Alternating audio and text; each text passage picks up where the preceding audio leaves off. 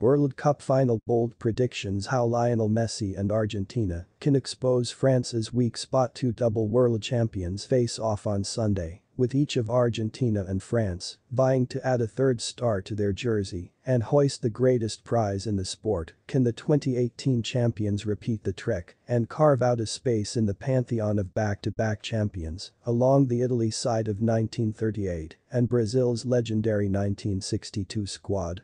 Or will Lionel Messi add that one missing piece to his trophy cabinet, further cementing his standing alongside the very greatest ever to play football? Here's what to look out for on Sunday. Before we continue, you're welcome to Wise BJ2 TV channel, your ultimate guide to the beautiful game, as our experts take you beyond the pitch and around the globe with news that matters. I agree to receive the Golazo Starting's newsletter and marketing communications update special offers, including partner offers and other information from CBS Sports and the Paramount family of companies. By pressing sign up, I confirm that I have read and agree to the terms of use and acknowledge Paramount's privacy policy. Argentina expose France's weak link. For so much of this tournament, France's left flank has rightly been framed as their great strength, the avenue to goal, where special adjustments are a necessity for the opposition. It is not just Kylian Mbappé, but the devastating support he has behind him from Theo Hernandez, one of the sport's outstanding attacking full-backs. As the tournament has worn on and the standard of opposition has risen, Didier Deschamps' great blessing has become something of a headache too. The great World Cup monkey paw has handed him two of the best attackers in the tournament, but has given opposition a lane to goals of their own, craving more World Cup coverage.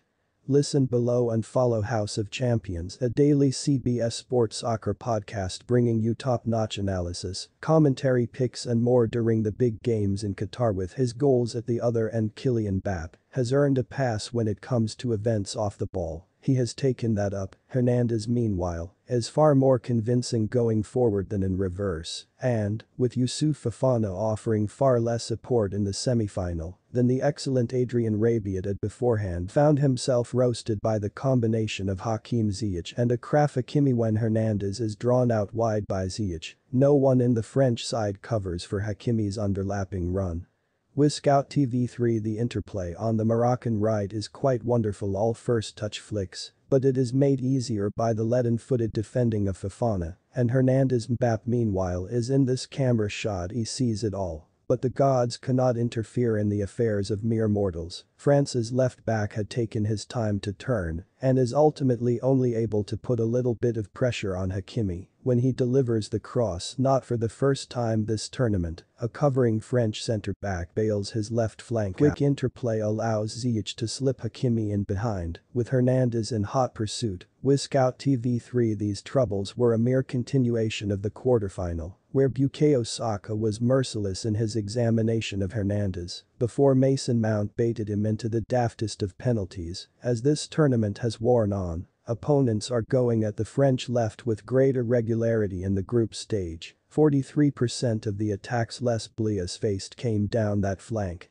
When they have been leading in the quarterfinal and semi-final, the time France decide to just defend and counter until the world ends, that number has risen to 51%. Now comes the greatest test. It isn't just Messi, who drifts from a nominal center-forward position out to the right half space, but the player that Lionel Scaloni's system provides him with on the outside, with Angel Di Maria battling for fitness. That is not always a natural winger, but the Juventus man could be back in time. There are steps France could take to counter this pressure. Rabiot's return, which is expected but not a given, would be a welcome one if he continues in the vein of form he has reached during the World Cup. One could also drop Hernandez for a more natural defender, but if he were to do so, Deschamps would be robbing Mbappé of an overlapping attacking threat that has made him even more effective. That is rather the challenge for France. Their left flank might be their match winner, as it was when Hernandez snuck in unnoticed against Morocco, but it could be their opponent's route to glory. France find aerial route to test Argentine defense. Argentina's defense has stood resolute for so much of this tournament. Through 6 games, they have given up 6.28 expected goals, XG per game, that is a record bettered only by England and a trio of sides who did not make it past the group stages. They are an extremely stout defense and it is important not to get carried away by a quarter hour of chaos against the Dutch, but that did happen, and it offers some indication for how France might discomfort the Argentine rearguard. After all, France have exploited set pieces like few others. They average 0.46 xG per game from dead balls, a tally bettered only by Cameroon and Mexico, and have perhaps the World Cup's most deadly deliverer, in the form of Antoine Griezmann. He has a greater expected assists, XA output from set pieces alone 178, to be precise, than anyone other than Messi has in totality this tournament. Doubtless, it helps that he is aiming for the likes of Olivier Giroud, who has had the most headed shots at the tournament, Rabiot and Raphael Varane. But his corners and free kicks have been delivered with pace and precision of teams to make the last 8. Only the Dutch won more aerial duels per match than France, if one were picking flaws in the Argentine defense.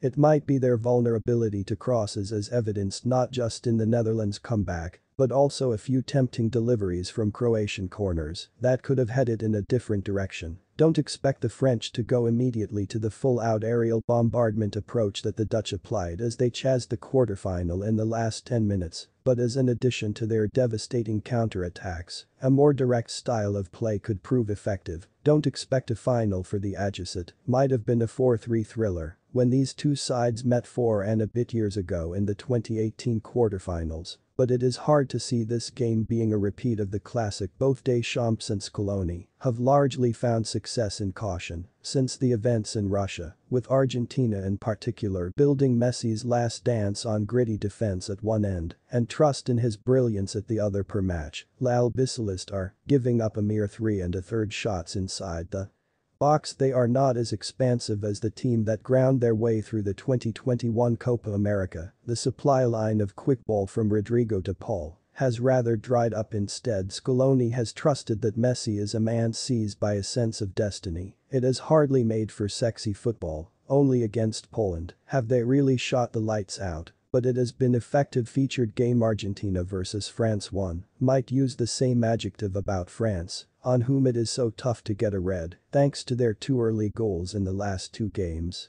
Les Bleus seem utterly insistent on doing exactly what is required to win a football match and no more, sitting back whenever they take the lead, assured in the knowledge that they are at their most devastating when the opposition are drawn onto them, and they can coil up awaiting the moment from Mbappe and Ousmane Dembele to strike. Neither of these teams are going to win style points. But then again, tournament football tends to have very little truck for those who are easy on the eye but careless without the ball, as Germany can attest. These two teams take away from their opponents before they stack their own deck, and so even with the best player of this generation and the next on the field, this may be as tight and tense a final as 2010 and 2014, absorbing but not the standout moment of a thrilling tournament. Score prediction: you could throw a blanket over these two teams who have a fair few of the same quirks and qualities, most notably an aversion to possession and a defense that makes that a solid tactic. Neither, however, have faced opponents with quite as many game-changing attackers. This feels like a bit of a toss-up, and in such cases, it is rarely a bad idea to back the team that has Lionel Messi history beckons. Pick Argentina 2, France 1. Thanks for watching, and don't forget to subscribe. God bless.